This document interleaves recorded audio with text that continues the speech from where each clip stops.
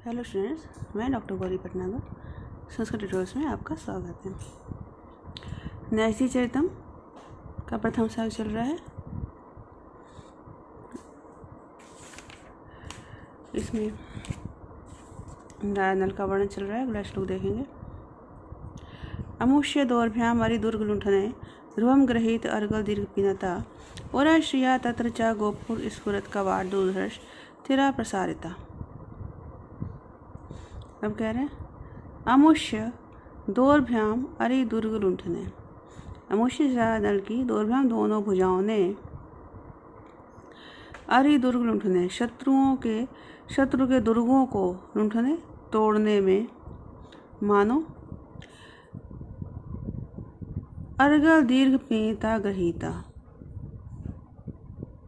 अर्गल दीर्घ पेयता, अर्गला की दीर्घ में विशालता और पेयता में स्थूलता को।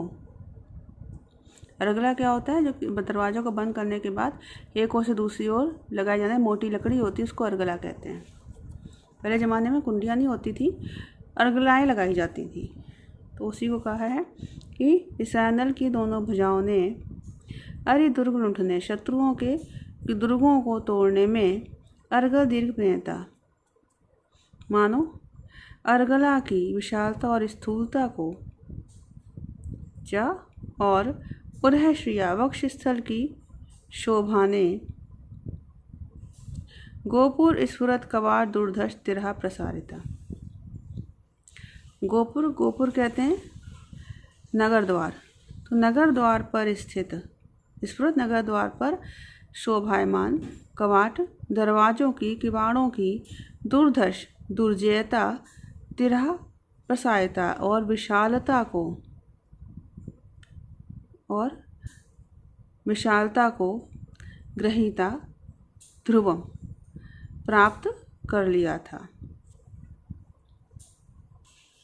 कहने का तात्पर्य है कि नल की दोनों भुजाएं जो थीं वो अर्गला के समान लंबी और पेनिस स्थूल थीं और उनका वक्षस्थल जो था वो किलों के फाटकों के समान दुर्जय और विस्तृत था। इसे देखेंगे। अमुष्य राजा नल की दौर्भ्याम दोनों भुजाओं ने अरि दुर्ग लुंठने शत्रु के दुर्गों को तोड़ने में मानो अर्गल दीर्घ पेयता अर्गला की विशालता और स्थूलता को और उरश्रिया वक्षस्थल की शोभा ने गोपुर स्फुरत कवाड़ दुर्धर्ष तिरा प्रसारिता नगर द्वार पर स्थित फाटकों की दरवाज़ों की दुर्धर्ष दुर्जयता और तिरह प्रसारिता विशालता को गृहीता ध्रुवम प्राप्त कर लिया था। निश्चित ध्रुव में निश्चित रूप से प्राप्त कर लिया था। अगला श्लोक देखेंगे। स्वकैलेश इसमें निर्जित इंदुना निजांश दृक् तर्जित पद्म संपदा अतः द्वय जितवर सुंदरांतरे न तन्मुख से प्रतिमा चराचरे।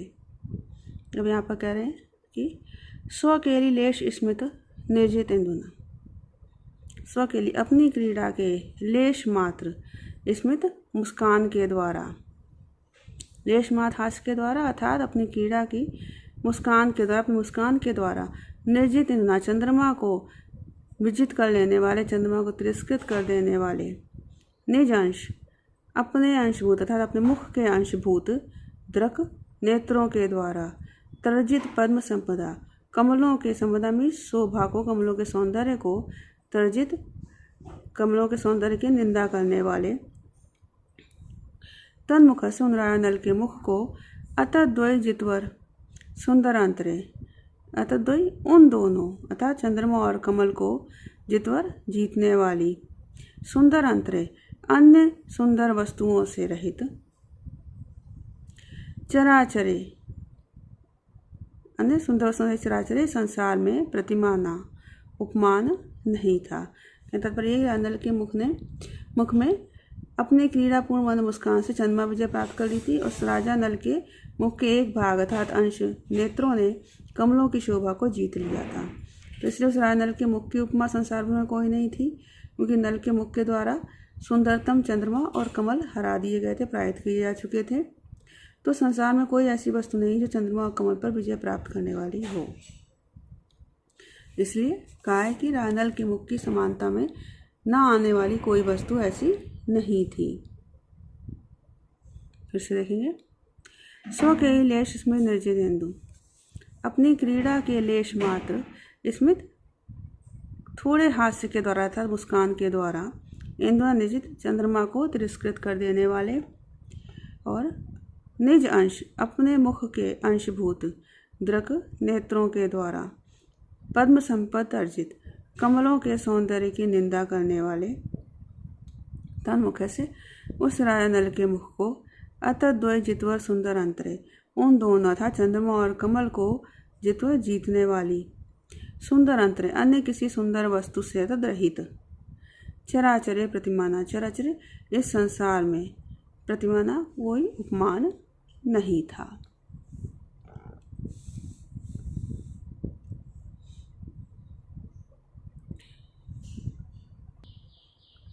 यहाँ पर चंद्रमा और कमल के प्रति विजय सूचक विशेषणों के द्वारा नल के मुख के उपमान न होने का प्रतिपादन किया गया, तो यहाँ पर काव्यलिंग अलंकार है।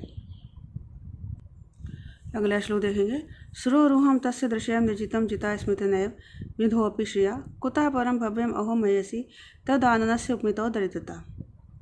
जब करें तस्य दृश्या एवं सुरोरुहम, तस्य नल के दृश्यैव नेत्र ने ही सुरोरुहम कमल को निर्जितम जीत लिया, उस नल के नेत्रों ने ही कमल को जीत लिया।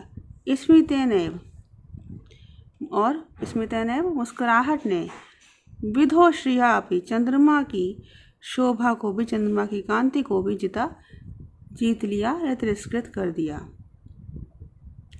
परम भव्यम कुतः, और अधिक भव्यम सुंदर वस्तु कहाँ है, अर्थात चंद्रमा और कमल से अधिक सुंदर वस्तु कहाँ है। अहो आश्चर्य है,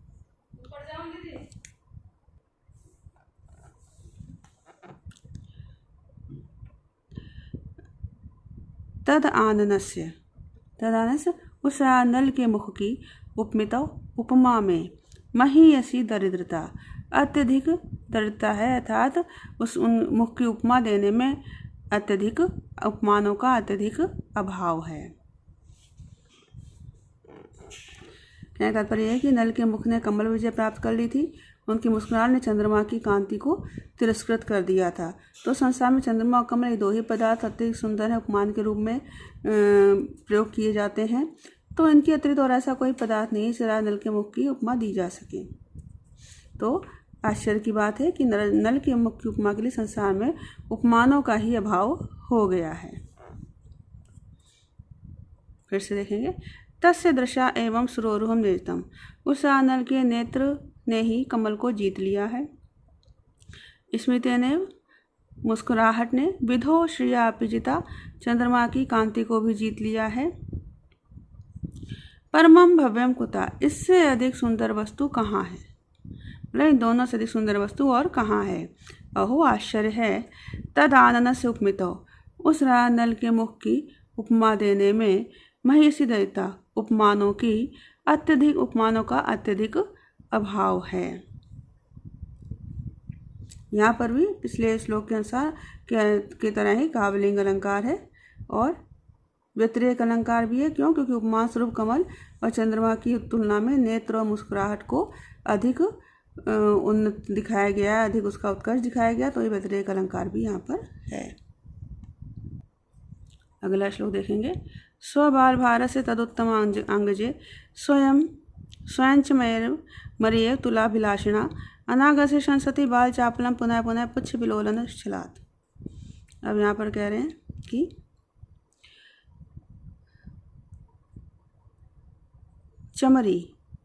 चमरी एक हिरण विशेष है, तो यहाँ पर स्त्रीलिंग प्रयोग है, तो चमरी अर्थात चमरी नामक हिरणी विशेष, मृगी विशेष।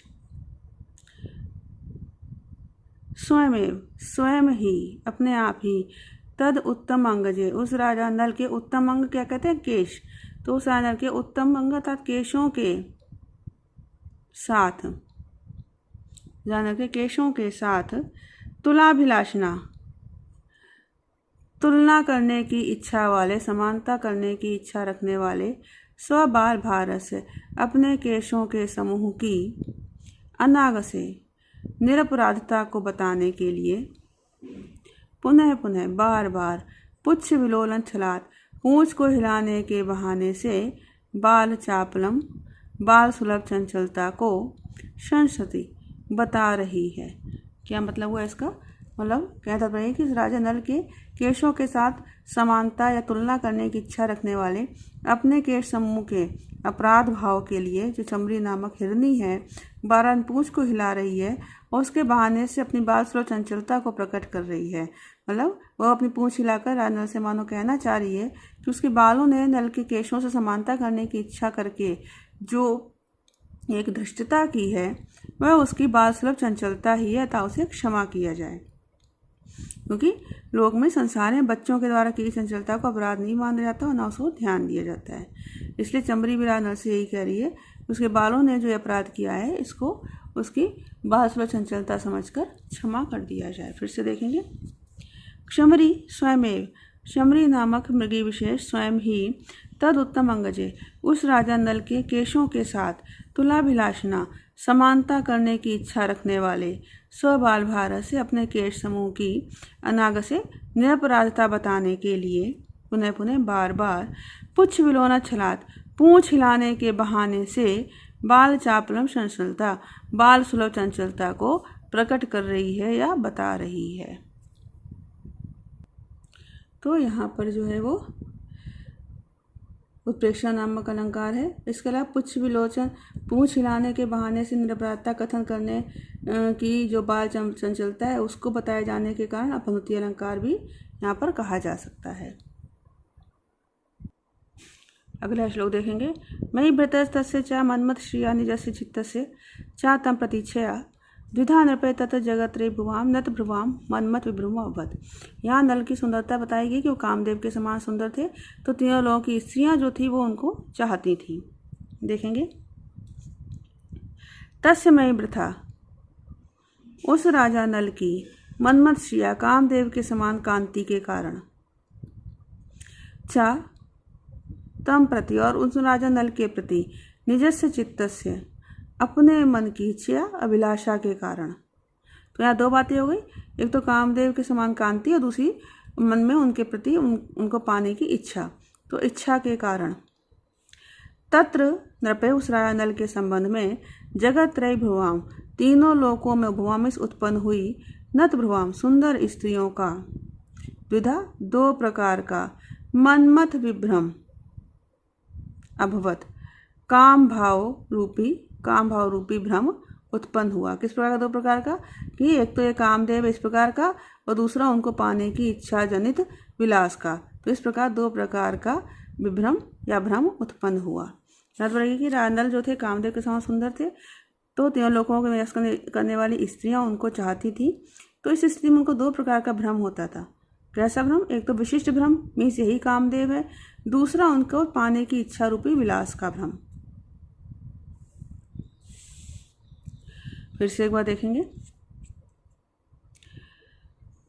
तस्य मयि वृथा, उस राजा नल की मन्मथ श्रिया कामदेव के समान कांति के कारण, तम प्रति और उनके प्रति, उस राजा नल के प्रति, निजस्य चित्त से इच्छा अपने मन की अभिलाषा के कारण, तत्र नृपे, उस राजा नल के संबंध में, जगत त्रय भ्रुवाम, तीनों लोकों में उत्पन्न हुई नत भ्रुवाम स्त्रियों का, सुंदर स्त्रियों का, सुंदरियों का या रमणियों का, द्विधा दो प्रकार का, मन्मथ विभ्रम अवत, काम भाव रूपी भ्रम उत्पन्न हुआ।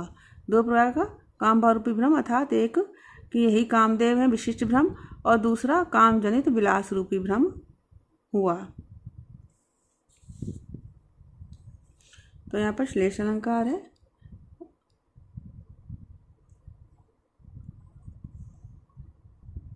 अगला श्लोक देखेंगे। निमील भैंजुषा दृशा वृषम निपीय तम यस्तिदशी भी आज अर्जिता अमूस्तम अभ्यासी भरम विवर्णवते निमेश निस्वेर दुनापी लोचने। अब यहाँ पर कह रहे हैं कि देवलोक में स्थित जो देवांगनाएं हैं उनका यहाँ पे काम्य भ्रम बता रहे हैं नल के सौंदर्य को देखकर। देखेंगे। त्रिदशी भी, त्रिदश मीन्स देवता, देवताओं की स्त्रियों ने, अब देवताओं को त्रिदश क्यों कहते हैं? त्रिदश में 3 दश, अर्थात कई अर्थ हैं इसके। एक अर्थ यह है कि त्रिदश अर्थात जिन देवताओं की आयु त्रिदश में 30 वर्ष की ही मानी गई, अर्थात उनकी आयु 30 वर्ष की ही होती है। ना उनमें बचपन होता है, ना उनमें वृद्धावस्था होता है। दूसरी बात, त्रिदश में तीसरी अवस्था, अर्थात उनकी केवल युवावस्था होती है और युवावस्था में ही वो स्थित रहते हैं, उनमें कोई अन्य अवस्था नहीं होती। यह भी एक त्रिदश का अर्थ है।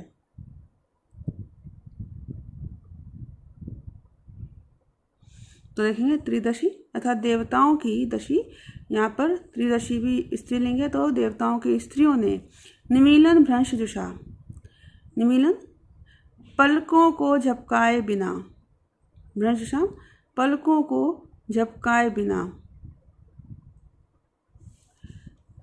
दृशाम नेत्रों से, तम भ्रशम निपीय उस राजा नल को, भ्रशम अत्यधिक रूप से, निपीय तृष्णा के साथ देखकर,